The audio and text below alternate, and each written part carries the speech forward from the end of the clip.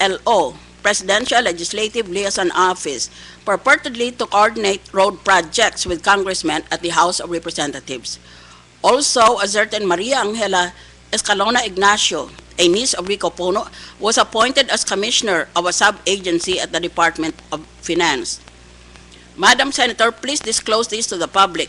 Rico Puno has been bad-mouthing you and your husband, USec June. He has been telling incredible tales about you, your husband's gambling habits, and your alleged anomalous projects and dealings in your husband's province. He is also telling his friends that when he assumes his new position, he will do everything to destroy Deputy Commissioner Swan Singh, your cousin. Swan Singh will be out of the Bureau of Customs by December, according to him. Please investigate this person for the sake of the Filipino people. We politicians are habituated to receiving these anonymous complaints. You can never tell. Sometimes they're just talking through their hats. Sometimes they just want me to take up their own personal causes at no cost to them. But this letter can be either confirmed or denied with respect to the factual details that it supplies.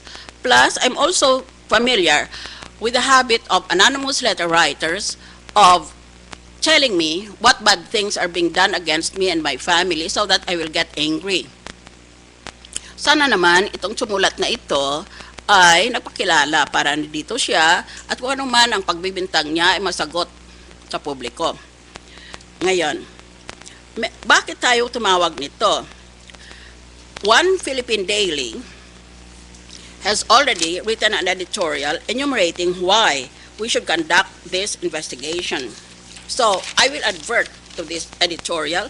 It is the Inquirer in the editorial page on Thursday, September 13. The editorial is entitled Time's Up. Ang sabi nitong editorial, merong rason kung bakit tinanggap ng Presidente ang resignation ni Mr. Puno. In the first place, Puno's puzzling decision to keep silent. So, Mr. Puno, that is the first question. Why were you so silent after the death of the Secretary of the DILG, only to surface today? That was over a month ago. Reading. Moving on. Second, the President has already appointed a replacement for Robredo, his own running mate, Mar Rojas. The President had assigned operational control of the PNP not to him but to Puno. But Puno stayed put, and his friend, Executive Secretary Paquito Choa Jr., decided to fight a rearguard action. That Puno did not immediately offer his resignation after the Rojas appointment was another hit to Mr. Aquino's credibility. Third, said this editorial, the arms sale controversy that now haunts Puno raises urgent questions about his integrity and also about his relationship with the President. While the PNP did not proceed with the proposed purchase in 2 batches of M4 assault rifles, in part because Robredo stopped the bidding process, Puno has some explaining to do. Why did he compromise his position by joining the inspection trip to the Israeli manufacturer, a decision that prompted a DILG report to raise possible conflict of interest question? Fourth, the scandals that hounded Puno in his early months in office continue to bite at his heels. His inept handling of the Luneta hostage tragedy in 2010, his failure to crack down on Hueteng, symbolized by his offhand revelation that operatives of the illegal numbers game had sent feelers for a possible meeting and he did nothing, remains a stain on the administration's record. That is what they're asking of you. So, you could use this opportunity to clear your facts. Ngayon, let me tell you how we shall proceed. First of all, we'll take up the question of Hueteng. Archbishop Oscar Cruz, who is almost a rock star in the anti-gambling world, is present. We'll take up Hueteng with him. Then, we shall go on to the alleged anomalous purchases of weapons in the PNP, starting with first the intention to purchase assault rifles. Later, redirected to the purchase of Glock pistols. Then finally, we shall go on to illegal logging. And we shall end with the investigation report on the Luneta hostage-taking incident that was composed of 2 volumes. We're only concerned with Volume 1 of the report by the Secretary of Justice, Secretary De Lima, where she recommends the administrative and criminal prosecution of Mr. Puno, and then the subsequent report signed by Executive Secretary Ochoa, absolutely reversing, with respect to Mr. Puno, the recommendations of the Secretary of Justice. May I request from Senator Cayetano if he has opening remarks? Thank you. Thank you, Madam Chair. Thank you for your introduction. You'll get more objections from the other senators than this hearing with your introduction sa ating po mga bisita. Bishop. Madam Chair, I'm here today not only to say yes to a fellow senator who means well, but also because I think one of the reasons hindi nagbabago yung ating bansa because iba yung standards pag nasa administrasyon ka, iba standards pag nasa oposisyon ka. So while we have always taken care not to invite the president as the leader of our country, and because it's a co-equal branch, we have also extended the same courtesy to the executive secretary. When it comes to the heads of the departments, they come to us for their budget, and the Constitution are full of provisions wherein it commands them to be accountable at all times, and there are really check and balances. Sa madaling sabi, Madam Chair, nung panahon ni Presidente Arroyo, marami po sa amin kasama si President Aquino ay nagsasabi, bakit pag may hearings ayaw mag-attend ng mga sekretary? Kung walang tinatago, dapat mag-attend. So kaya po ako nandito dahil tingin ko po dapat pareho yung standards. That's why I thank USec Puno that although he resigned already, he chose to come here. I know it's difficult to face the media and the Senate panel, pero hazards of the trade, no? Madalas ko sabihin, wala naman pumilit sa atin na pumasok sa gobyerno at kahit meron, tayo naman nagsabing pumasok tayo. So I thank you, sirs, the Chief PNP and the Sir Squeta from the NAPOLCOM and all the PNP officers who are here.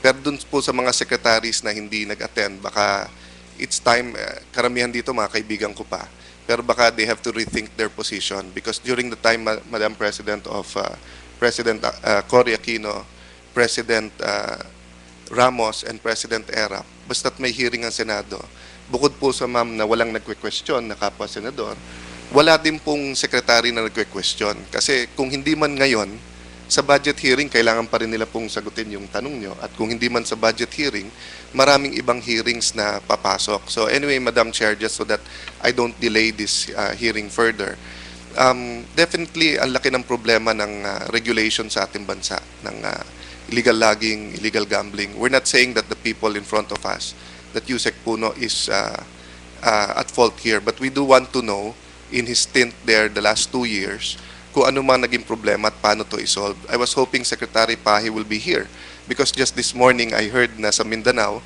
ang laki-laking shipment ng illegal logs na nahuli.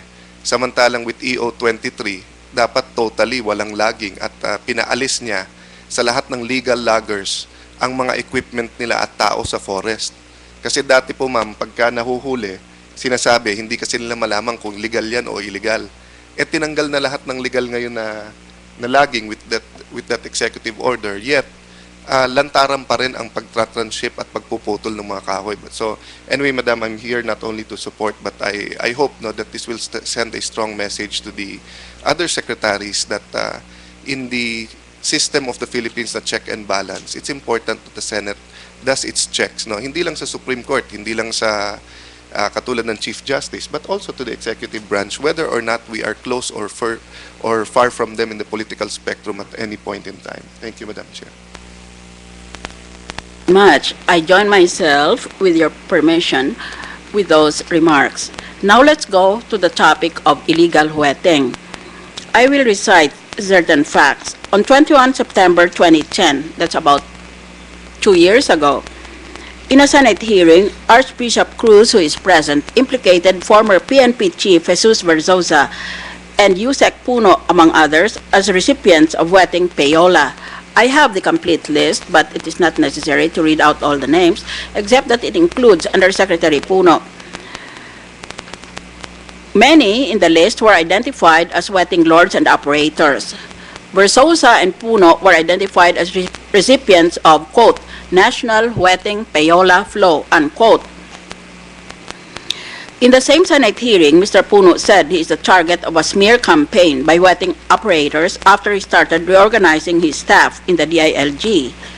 He said that after the reorganization, he started seeing his name being linked to wedding payola. He said those leveling the accusations were actually recipients of wedding bribes during a previous administration. Puno confirmed that he received feelers from wedding operators who wanted to know how to continue the illegal numbers operations under the Aquino government. Puno said he rejected the offers from the wedding operators.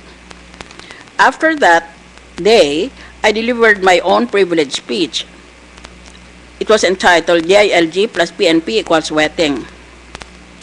And as a response, Malacanang at that time, 22 September 2010, said that the alleged involvement of USec Puno in wedding operations would be included in the ongoing investigation being conducted by Secretary Jesse Robredo. Kaya inamin na ng Malacanang, ngayon they're still playing coy. 2 years ago, inamin na nila nakasama na itong si Mr. Puno doon Tapos, itong recently lang, itong month of September 10, Archbishop Cruz made a statement that wedding is as alive as ever in the country, particularly in provinces in Luzon. He said it was no longer a surprise that the illegal numbers racket still operated in the whole of Luzon, particularly in northern, southern, and central Luzon, because the Aquino administration, from the very start, did not go all out against it. He said, he was quoted as saying, quote, the president on one of the occasions had declared that eradicating wedding was not really a priority and we wonder why, unquote. Archbishop, can you please confirm whether this report on the factual details is accurate, more or less? Yes, Senator, they are accurate. So, let me just make an excursus first. Under our administrative code, Mr. Puno, the Secretary of the DILG has full control and supervision over his department, as all other cabinet members do with their departments. But the administrative code goes on to say that there shall be 2 undersecretaries, one for local governments and the other for peace and order. Subsequently, there were announcements that the president allegedly gave you so-called operational controls, unquote, over the PNP. Is it true that you are given control over the PNP and that Jesse Robredo was excluded from that process of control? Madam Chair, first of all, can I read a statement before I answer? Yes, go ahead.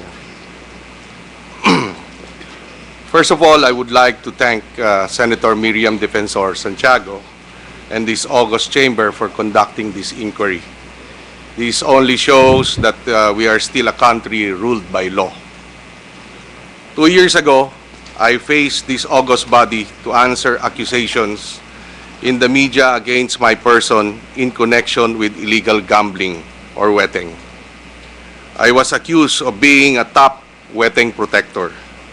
My accusers wanted everyone to believe that even if I was only 2 months in office, I was able to rise to be a great power that they pictured me to be in such a short time. Fortunately, what came out from these hearings as well as the hearings before the lower house is but one truth. My accusers had no evidence whatsoever to substantiate their accusation. This only shows that my accusers either knowingly lied through their teeth or irresponsibly maligned my person on the strength, or if I may say, the weakness of their hearsay sources. One of my prominent accusers, with due respect to him, evenly openly admitted in one hearing before the lower house that he had no evidence against me whatsoever and that he expected other people to investigate whether what he had heard from self-confessed criminals were true or not. Eventually, my accusers then relied only on lies and baseless accusations. They depended on the erroneous saying that a lie, repeated many times, will eventually become the truth.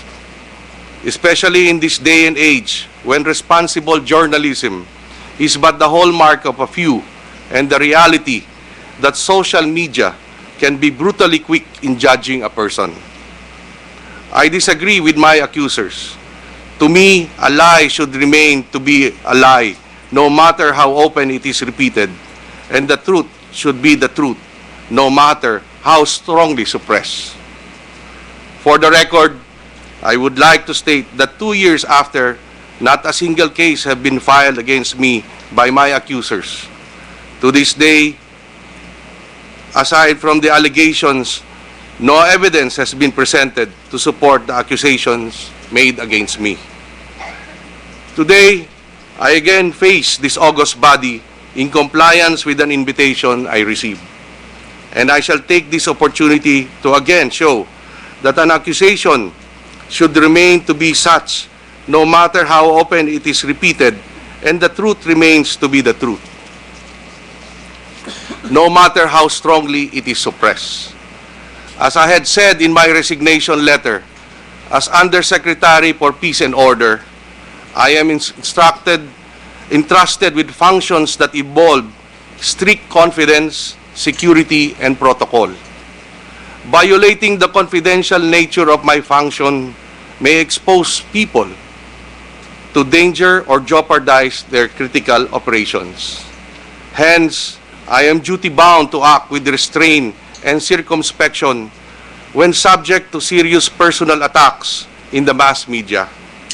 This is why I have opted not to react to speculative accusations that have been hurled against me by some media organizations. A case in point is the clear instruction of the President to secure the offices of the late Secretary Jesse Robredo, including all his documents. Hence, I followed the orders. After securing the DILG office of the Secretary, I learned from Police Superintendent Oliver Tanseco, Deputy Senior Police Assistant for the Office of the Secretary, that there were documents in the condominium. Prudence dictated that we also secure the condominium unit. The accusations that I raided and ransacked the office and condo is truly unfair and unfounded. For the record, I would like to state that there was no such raid. It was an order to secure, witnessed by representatives of the late Secretary, elements of the Quezon City Police, representatives of the Office of Internal Security of the Secretary, regular guards of the building, and my staff. Unfortunately and ironically, if I may say, as the Constitution guarantees otherwise, my silence has been propagated to be a sign of guilt. Instead of demanding the accusers to prove their accusations, some sectors of media require me to prove my innocence. This has become a sad reality of our society, a reality which I do not wish to befall upon any ordinary citizen. Still, I would like to state that I can face anyone in the eyes and show that all these are all lies. And this is why I am here. I thank again for this opportunity. Magandang umaga po sa inyo. Salamat po. Archbishop, can you now please detail why you say that Mr. Puno was on the payroll flow in 2010, and while you recently said September 2012 that Pueting is as strong as ever? The truth of the matter, Madam Chair, is that I am rather proud of our information structure in Luzon and Visayas on wetting operations. In addition to that, this structural information body also name names and are not afraid to expose their health and lives to the danger brought about by wetting. Because wetting kills, madam. Wetting kills. In fact, I felt so bad when one of our right-hand man in wetting, because he knew he was a wetting operator, so he knew firsthand that this fellow was gunned down in Dewey Boulevard. This is Boy Mayor, murdered without mercy. And up to now, there is silence all over on who killed him. Madam, you'll understand I'm angry. And one thing though, that this informational structure cannot and would not be able to present is hard evidence on wetting operations. Reason: everything and anything, especially money, they come in cash. No receipts are required. No receipts are given. No checks are issued. And definitely,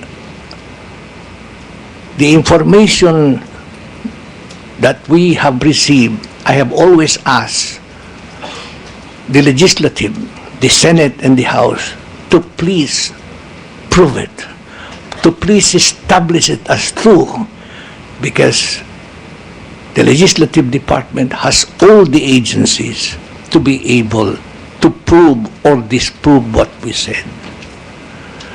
That's all, Madam Chair. In other words, Mr. Archbishop, you do not have the facilities as head of the Crusada Laban sa Wetting to conduct your own empirical inquiries on the ground to verify whether these reports are true. You trust merely your personal capacity to tell whether a person is telling the truth or not. Basically, that is the way it is done, because even those who join us in this crusade, they are quite knowledgeable of the danger involved in this. And wetting is a big corrupt and corrupting business in the country. And therefore, you might want to know that we have come to be able to see that a good number of wetting cobradores all of a sudden disappear. No trace left. Buried without any marker. Precisely because they took some money from the wetting bets that they get. Madam Chair, wetting does not fool around. Yes. It does not joke. It means business. And reason, because there is a lot of money in this most corrupt and corrupting exercise in the country. Senator Cayetano. Archbishop, good morning po ulit. Good morning po. Do I get it right? First of all, Archbishop, what you are communicating to our people is hindi totoo na harmless crime itong wetting. Dahil madalas po natin marinig na unlike drugs or kidnapping, etc., ay itolerate na lang ang weteng dahil harmless po ito. So aside from corrupting the morality or the morals of our people, the enforcement mechanism of this kind of illegal activity also leads to harassment and even death. Tama po ba? You're so correct. You're so correct. And as I said a little earlier, my heart really bled and I was angry when they killed there in Dewey Boulevard I am one of the biggest wetting operators in the country. Yes, I empathize because Boy Mayor was with us with yung laban po nung impeachment and he was a witness doon po. And it really breeds corruption, Archbishop. And having said that, you're trying to explain to us that the kind of evidence that lawyers expect or that you see in the TV dramas, no, yung may papel o may video, etc., is not the kind of evidence that you will get in wetting because this is a form of organized crime. That's why even abroad, the only witnesses usually is those who are from insiders who become whistleblowers. So precisely, we cannot say na wag mo pakinggan yan dahil magwe-wetting din yan because hindi naman ang magwi-witness dyan, hindi naman yung mga pare na hindi naman tumataya o lumalaban sa wetting. Ang magwi-witness dyan ay yung mismong nasa loob ng organisasyon. Having said that, Archbishop, what I wanted to point out is that madali naman malaman kung may wetting o wala eh. Kasi pag may umiikot na kobrador at kung may tumatama at may tumataya, edi meron. Pag wala, wala. But later on, I think the Chief PNP can bear me out. We always say dalawa yung klase. Yung isa na may bangka dun sa locality, no? Meaning, binobola doon. O kaya, tinatali sa STL ang meaning identifiable. Kung gusto talagang hulihin, pwedeng hulihin. Ang problema, walang may protection, kaya hindi hunuhuli. Yung second, yung sinasabi nilang guerrilla type. Meaning, hindi mo mahanap yung bangka, pero mahahanap mo yung kobrador. But usually, because they are the lowest, to use the chairperson's term, no, food chain. Dahil yung pumupunta bahay-bahay para kumuha ng taya, yun ang pinakamababa. Usually, yun ang hindi hinuhuli. And there have been studies, I think, that kung huliin mo lahat yan, mauubos ang oras ng police, something like that, or that's one of the expositions, no? But this is where I'm going to, Archbishop. I think that there was a lot of productivity in the expose of Senator Miriam Defensor Santiago 2 years ago because this led Chief PNP Versosa to institute the one-strike policy sa PNP.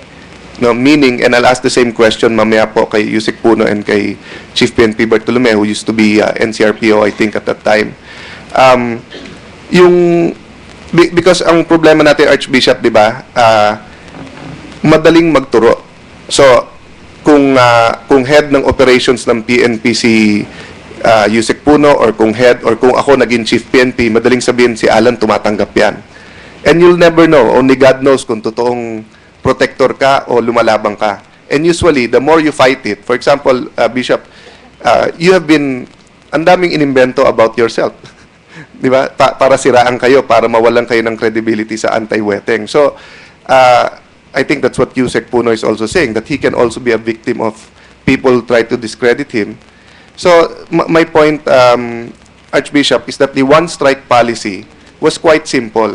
Meaning, kung Batangas man yan, Bataan, Batanes, Tawi-Tawi, di ba? Whatever city, whatever province, pag may nakitang wetting dyan, tanggal yung head ng PNP. Unfortunately, sa DILG, hindi mo naman basta fortunately or unfortunately, hindi mo basta pwedeng tanggalin ng governor or mayor just because may wetting dyan. But the theory is, hindi mag-i-exist yan na wala kang protector.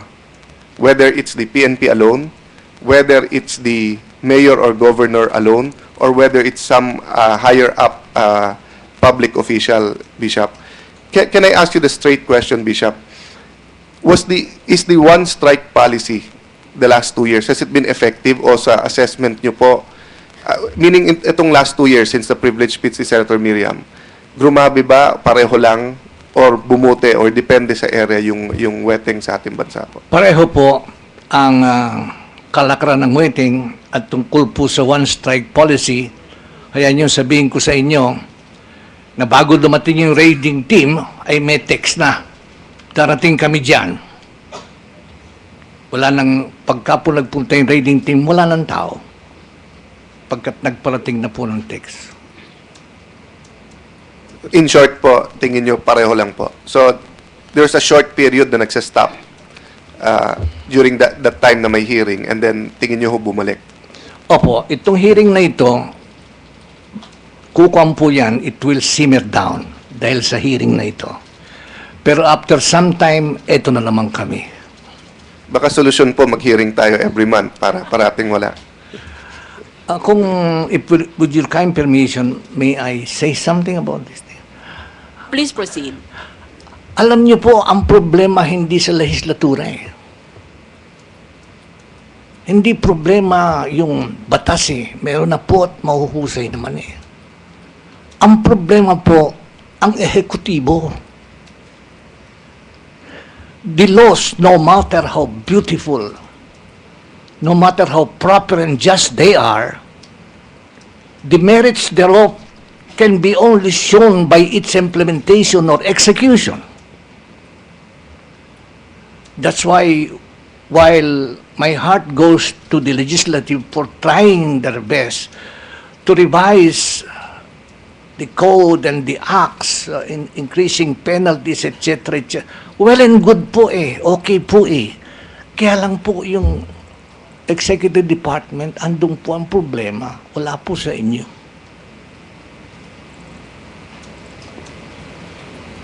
At this point, let me acknowledge with gratitude the presence of Attorney Aquilino Pimentel III, who now wishes to ask certain questions with Archbishop.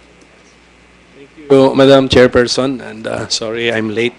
I just came from UP, from a speaking engagement. Archbishop, since we are on the topic of wetting, wetting is not under the jurisdiction of my own committee, but PCSO is. So I want to ask if what I have heard and read has a basis that, you know, the PCSO's program of STL, which small town lottery, which was meant to actually kill wetting and other illegal numbers games, has been effective, or has the entire program been co-opted or taken over by the actual wetting operators, such that STL has become a front of the wetting operator? So if you know something about this kind of allegation, Archbishop, and even General Bartolome, if you know something about this allegation. Thank you. The STL po started with the wrong footing. Pagkata nakakuha po ng mga prangkisa ay mismong wetting operators. Pagkatapos ginagamit po yung mga ID ng mga wetting cobradores, pero ang pinagbibili po nila ay wetting, hindi ang STL. Ngayon, for all intents and purposes, according to PCSO, no more STL. Hindi na po pinapagana official yung STL.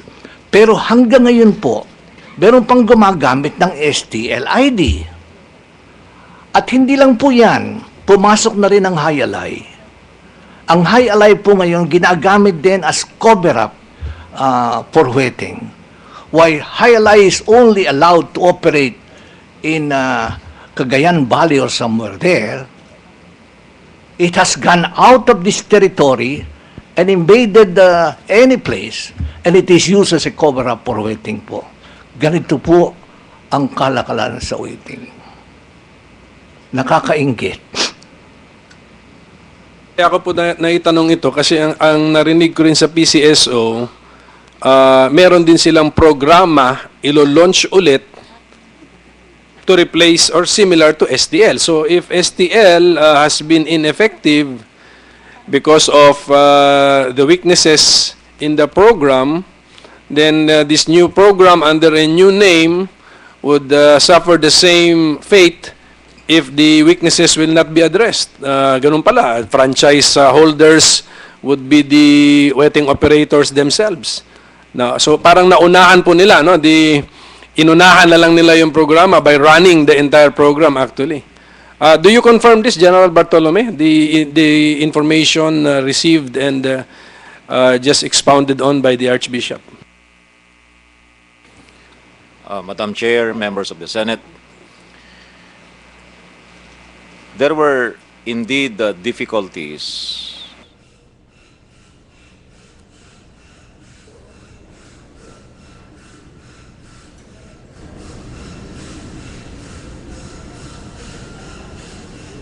to STL operations as their front, meaning they have their own identification card for STL operations. So much so that when they get arrested by our police operatives, they present their identification, and in the process, our police officers are the ones charged. We have so many cases where after conducting operation, it's sad to say that our police officers are now the ones facing charges, Madam Chair, members of the Senate. Nonetheless, we continued our operations despite all of these setbacks.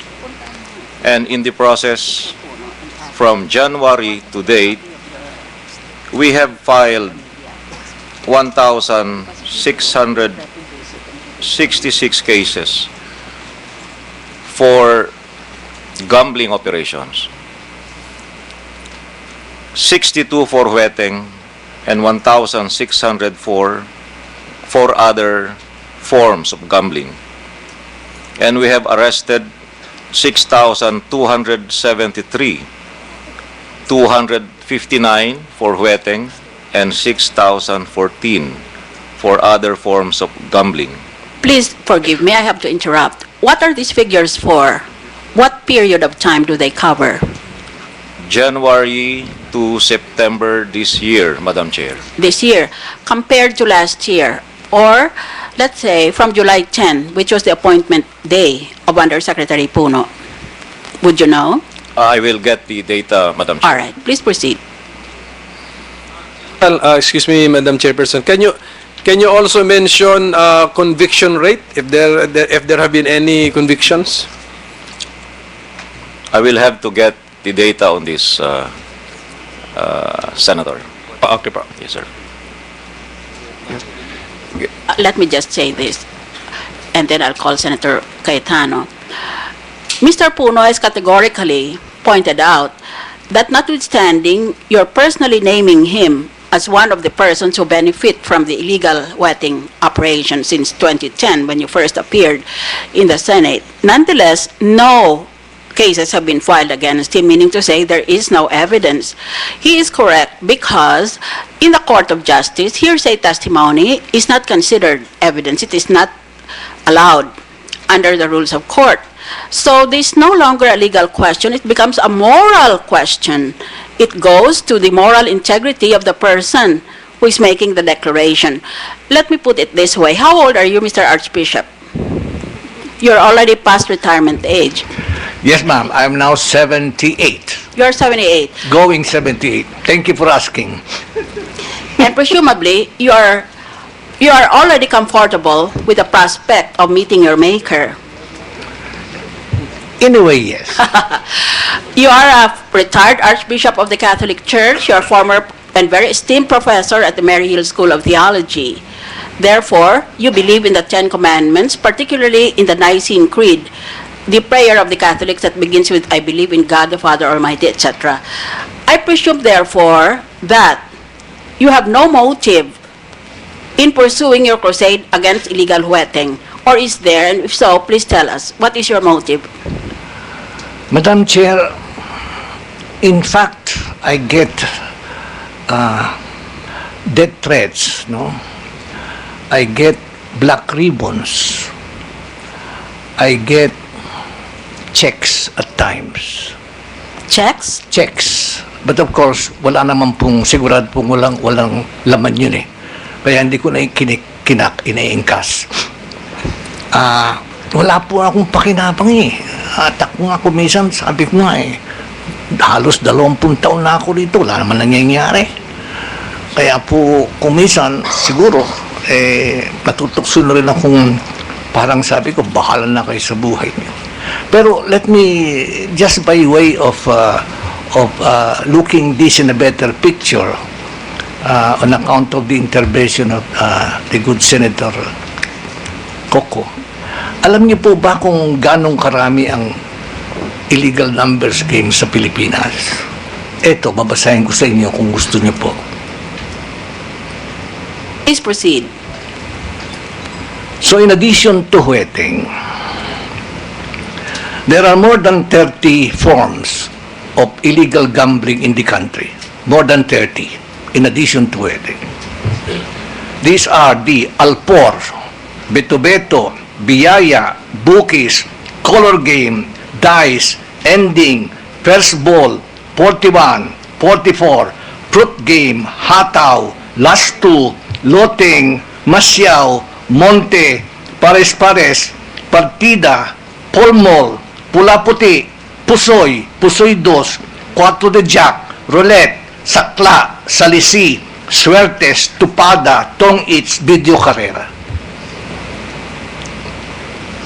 Kailangan po huminga kayo ng 2 beses para masabi nyo lahat. Ito ho ba para sa ngayong panahon o noon pa? Hanggang ngayon Hanggang po, ngayon. hanggang ngayon po ito nandito. And since you're a Catholic and a retired cleric of the Catholic hierarchy, you believe in your heart of hearts that it's a sin to tell a lie. Opo. You have no motive. Have you ever earned anything from what you're doing? Wala po. Ang totoo po niyan, meron akong sinulat na libro at iwan ko sa inyo rito to. It's about gambling per se. Pagkat ayon po sa aking imbitasyon, I'll be talking about huweting. Ito pong librong ito, iwan ko sa inyo, isa pong primer at saka ang primer po ay primer on gambling at ang isa po ay gambling in the Republic. Iwan ko po sa inyo to pagkat wala naman po bumabasa ni nanay ko, hindi binabasa to. Kaya pagtyagaan nyo na, iiwan ko po sa inyo. Sa inyo na po ito. Archbishop, you're already 78 years old. Anything you say after your death will be considered hearsay.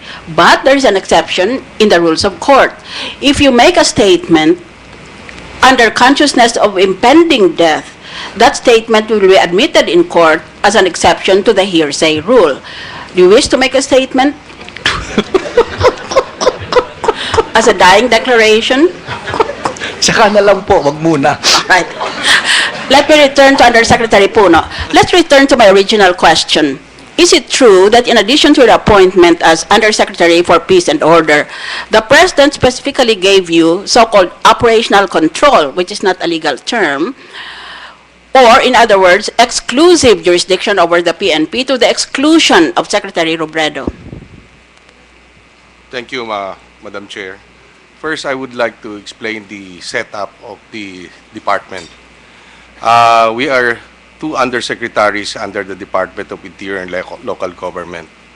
The other undersecretary is Undersecretary Austin Panadero, who is in charge with the local government side, while I am with the Peace and Order side, which takes care of the uniformed personnel, that includes the fire and the jail. The setup with regards to the police is I report and represent the secretary and give him advice and give him other reports to the secretary who is chairman of the NAPOLCOM, and the NAPOLCOM oversees the Philippine National Police, while the operational control of the Philippine National Police is with the Chief of the Philippine National Police, the Director General there. However, just like what happened last August 18, I get special direct instructions from the President to investigate and all of these things I report also to the Secretary. So let me ask you the categorical question. You are in effect claiming it is not true that you had operational control or any other form of exclusive supervision over the PNP. Is that correct? You deny it. Yes, Madam Chair. That's correct. Yes. You had no such exclusive power. All right. Now, let me just add one more question. In your capacity as Undersecretary for Peace and Order, have you ever altered anything that the PNP chief, the Director General, John, did during your term of office? Have you ever altered anything? None. Have you modified anything? None. All of these. Have you nullified anything? No, no, no. The definition of control is to alter, modify, nullify, or set aside. So did you ever set aside anything that the Director General did? None, Your Honor. Now, I'm going to later on to bring up the fact that although you're not a member of the Bids and Awards Committee of the PNP, apparently you stepped in during the process and talked to the applicant suppliers. Is that true? I sit in the Bids and Awards Committee as an observer. As an observer. Part of the my job as the Undersecretary also is to monitor and make suggestions if possible, if there are any, if it's needed. But I sit there as an observer. But and what you suggested apparently became the policy of the police in that particular respect. The purchase of the firearms, which we shall come to later. All final decision is with the Bids and Awards Committee. I am not a voting member of the Bids and Awards Committee. So the public understanding that you are in control of the PNP to the exclusion of your own secretary is not true. You deny it categorically under oath. Yes, Your Honor. All right, just to be safe, may I request all the resource persons to stand up? And Secretary of the Committee, will you please administer the oath?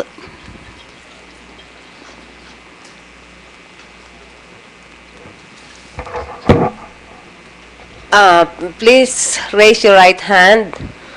Do you all swear the truth, the whole truth, and nothing but the truth before this committee, so help you God? Please be seated. Thank you. Mr. Archbishop, I will now confirm what you have just reconfirmed since 2010.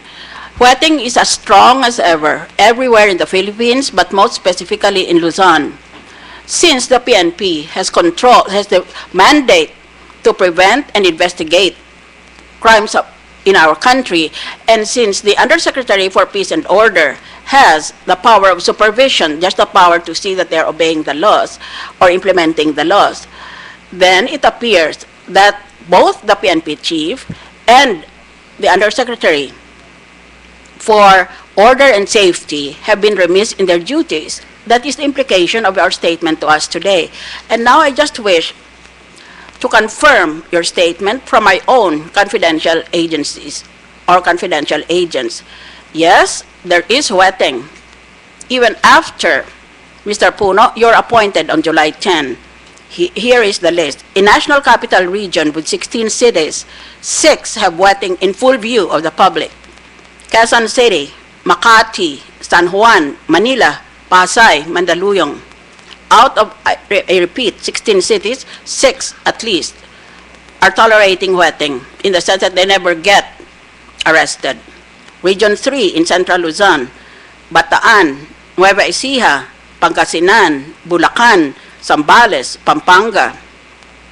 Region 4, 4A, Calabarzon, Laguna, Batangas, Cavite, Quezon Province. Of course,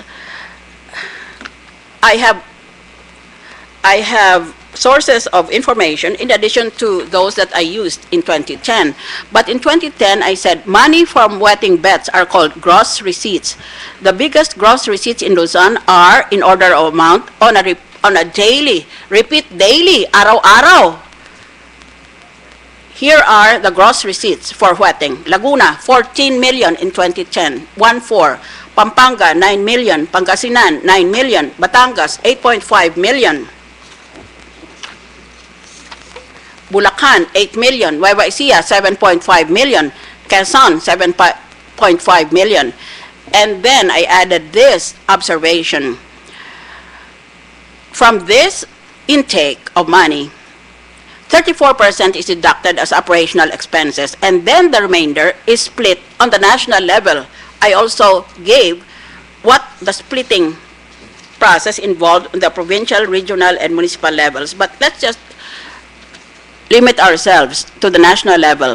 In 2010, I said 1% of the net earnings goes to the syndicate consisting of the DILG secretary or undersecretary chief or undersecretary, the PNP chief, and the CIDG head, etc.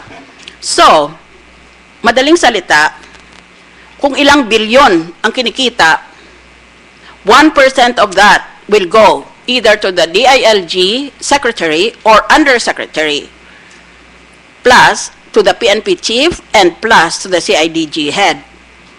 Archbishop, in your estimate, how much money is made on Hueteng on an annual basis? Frankly, we have not made the total, The computation. the computation, but your records are well made and well counted for. So kami po wala nung ganun. Kaya, if we go by your version of what is transpiring in our country, Hueteng has never been affected at all because it has not diminished since the incumbency of Mr. Puno as Undersecretary for Peace and Order. You're correct po. May I hear you again, please? What is the answer? You are correct. I am correct. Yes po. Mr. Puno appears not to have made any dent in the rising statistics concerning illegal Hueteng in our country. And I've always maintained that illegal Hueteng is the biggest source of corruption in our country. When we talk about culture of corruption in our country, we're talking actually of Hueteng. The others are minute by comparison. Ngayon, ito kung ganyan pala kalawak ang Hueteng at ganyan pala kalakas ang kinikita, ibig lang sabihin, meron po protect nito. Meron naman tayong kapulisan eh. Merong protector ang Hueteng. Imposible pong wala eh. Pagkat illegal po yan. At saka, yung pong nasa baba, yung mga on the ground people, they know who are the waiting lords. They know who are the waiting operators. They know. Ang hindi lang nakakaalam, yung mga nasa taas ng ating pamahalaan. Pero yung pong nasa baba, kutsero, barbero, tubero, kaminero, surbetero, lahat po alam nila. Thank you for that observation. We shall take it into full consideration concerning, in view of your impeccable moral credentials at this hearing. That is a fact. Hueteng is all around us, and nobody says, washing his hands, I don't know anything about it. But we have a government department concentrated only on stopping Hueteng. So, there is something that does not compute in this picture. Senator Cayetano? If I may go back to Chief PNP. Sir, I know it'll be too long to ask for a complete assessment here, but maybe you can submit to the committee. Because the information to me as read by the same kay sa ating chairperson po, di ba? Like, when she first made her speech, there was much more areas in Metro Manila na lantaran yung Hueteng. No? And as you heard her say, ngayon, 6. So there are changes. There are places na siguro grumabe. There are places na wala. There are places na yung guerrilla type or whatever. But we've so far heard the overall assessment, hindi ho yung per area. But what I'd wanted to ask directly, to link it up with a discussion that we're having here in the Senate, humihingi ng dagdag kapangyarihan yung Anti-Money Laundering Council. Paulit-ulit silang bumabalik sa amin dito at paulit-ulit nilang gustong palakihin yung kapangyarihan nila. And I share your frustration, Mr. Chief PNP, na kung sino lumaban sa Hueteng, minsan sila pa napagbibintangan. Ang kalaban nyo, marami silang pera, maraming koneksyon, pero yung hamak na pulis natin na siya ang humuli, makakasuhan siya, wala pa siyang abogado. Diba? So parang baliktad yung the experience of Archbishop Cruz. Kung yung whistleblower Archbishop, siya pa ang kawawa.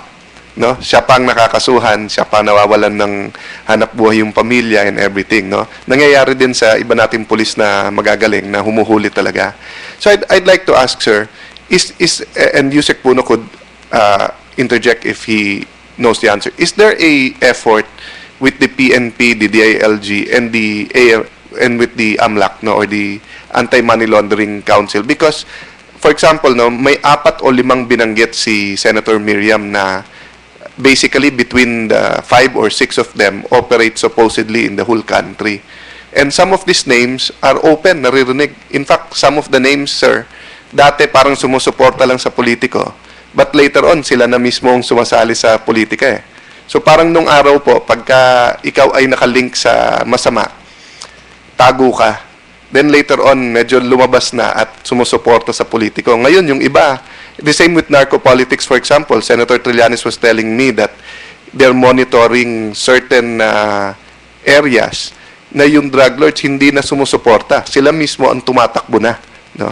So, sir, how valuable or how, very honestly, no, nakakatulong ba sa inyo ang anti-money laundering or do we still get stuck up with the technicalities? Because yun ang tanong ko parati sa AMLAC eh. Bakit pag humingi kayo ng power sa amin, ang dami yung parating sinasabi.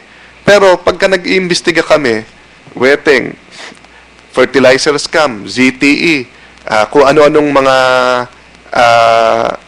anomalya sa gobyerno, hindi nyo naman kami mabigyan. Eh, imposible naman po na, ma'am, is it correct? 30 billion a year ho ba? Or something like that? 30 billion a year? Yeah. Rough estimate 30 billion a year. Hindi ho ako naniniwalang hindi dumadaan ito sa banking system natin eh. At kahit sabihin nyo hong 10% lang ang dumaan sa banking system, no? So that's 3 billion pesos a year, no? So, sir, how this is an organized crime type of fight eh, ho? 'Di ba? Hindi to, although it's in many places at sasabihin mo kobrador, hindi namang ano yan, but because of the protection and the hierarchy, no? How valuable or how, can I use the word lousy, no, so far? Halimbawa po, is there at least one case where the AMLAC were you able to coordinate with AMLAC and give a name and then na-flag nila? Or kasi ngayon po halimbawa nagbibigay